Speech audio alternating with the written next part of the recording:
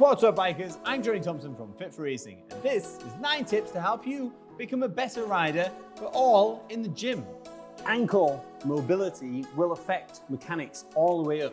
This is the reason for wearing Olympic lifting shoes. Before we have a look, take a look at the knee position, just in line with the toe there. So if you've got really poor dorsiflexion, you can make up for that and watch how the mechanics change.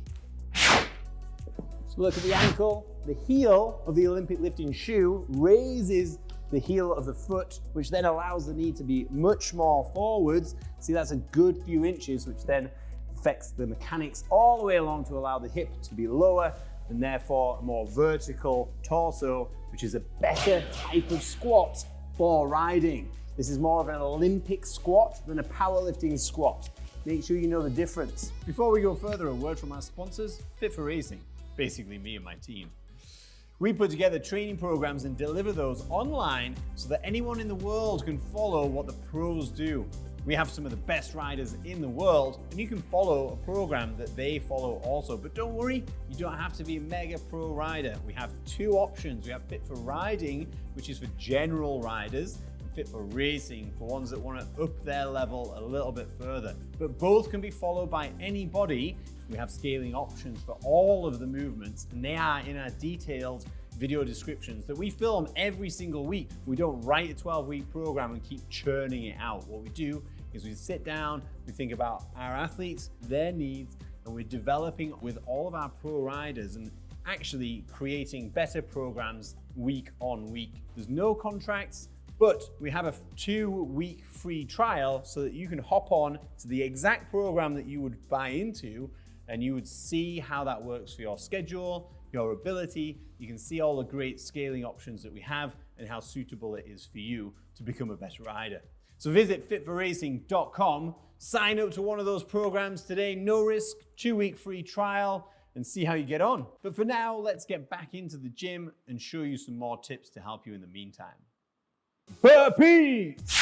Burpees are amazing for riding. Here's why. But first, here's 2 different types. So we're going to do the strict burpee, which is a press up. As you can see, all of the movement standards remain the same as a press up. It's nice and strict with a nice steady spine locked with the obliques. The other one is a lot more dynamic, where you do a cobra and you leave your hips down, get back down. You leave your hips down and then pop the hips.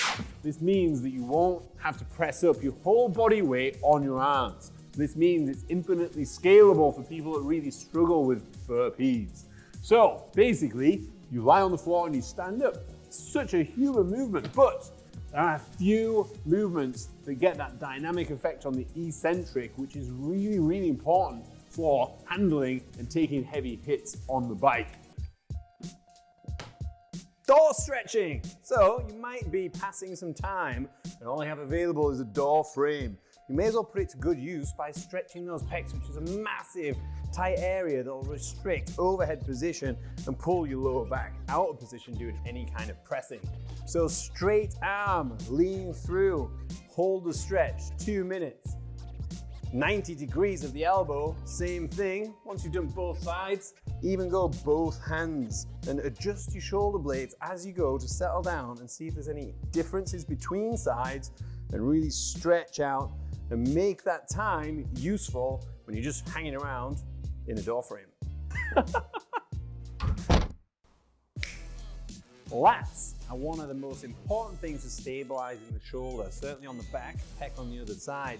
You don't want it to be up on your traps. So this movement here is creating some mobility. So actual function at end range in this external rotation through the shoulder. For that to work optimally off the traps and on the lats, make sure that you can actually fire your lat.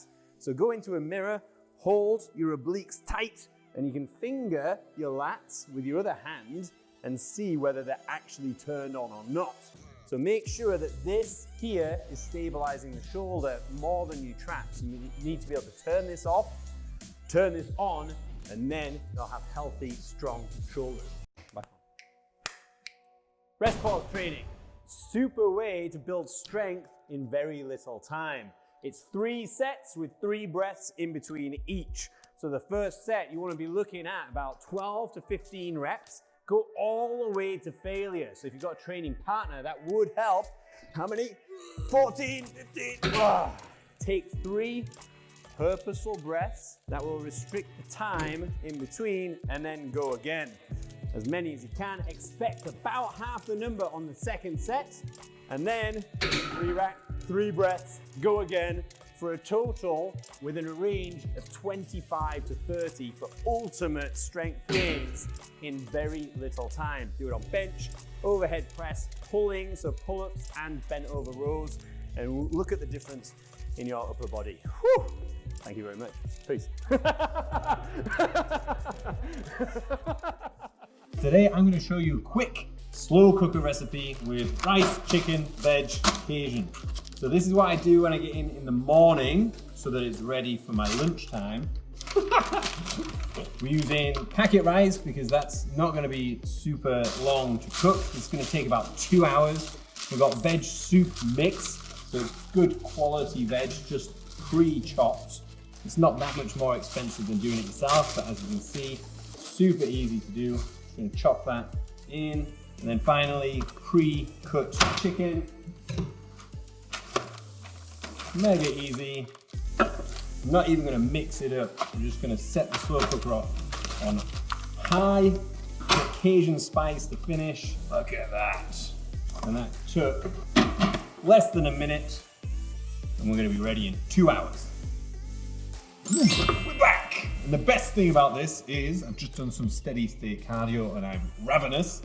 And the 1 minute it took to prepare is only going to extend to total time of 1 minute and 20 seconds for a nutritious, delicious, filling meal, maybe 30 seconds. And there you have it. Slow cooker, nice and easy. It does the job for super fast, healthy, good food. Oh, look at that, lovely. Johnny and the dinner. Okay, boys. Static versus dynamic core.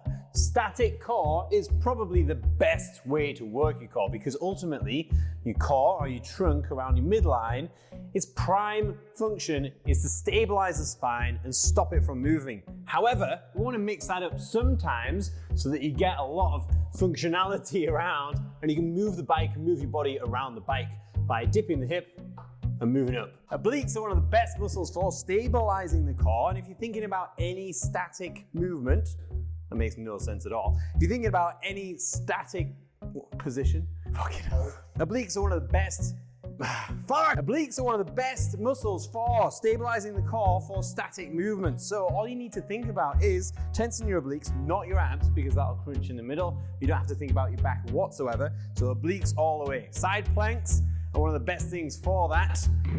Mix it up from dynamic to static, but I'd suggest doing twice as many static holds as you do dynamic, because dynamic is going to beat you up a little bit more, and it's a little bit outside of the function of the core. Peace. Okay. Good luck editing that shit.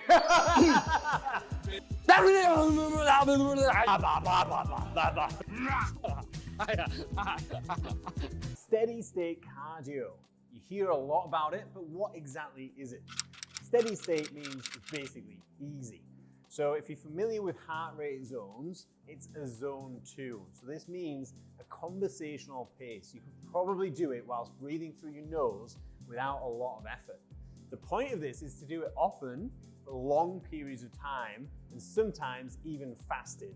And that way you get the benefits of the cardiovascular increasing, but it's not going to beat you up.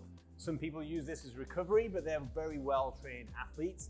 So introduce this into your training plan to get cardio benefits without putting yourself into a hole, so that then you can ride harder, do some weight training sessions of high intensity stuff, and this isn't going to contribute to your fatigue. It'll only make you better. But what is zone 2? First, you have to work it out. It's a little bit complicated, so follow this. Your age off 220, so we're going to presume that you're 40 years old and you have a resting heart rate of 60. So take your age off 220, gives you 180, and then you're going to take your resting heart rate off that, gives you a base number of 120. Work out the percentage, 60 to 70%, which is zone 2, which will give you 72 to 84, then plus back on your resting heart rate, which will be 132 to 144, and that's your zone 2 training zone right there. So stay above 132, below 144, regenerative, steady state cardio that won't beat you up and add to fatigue.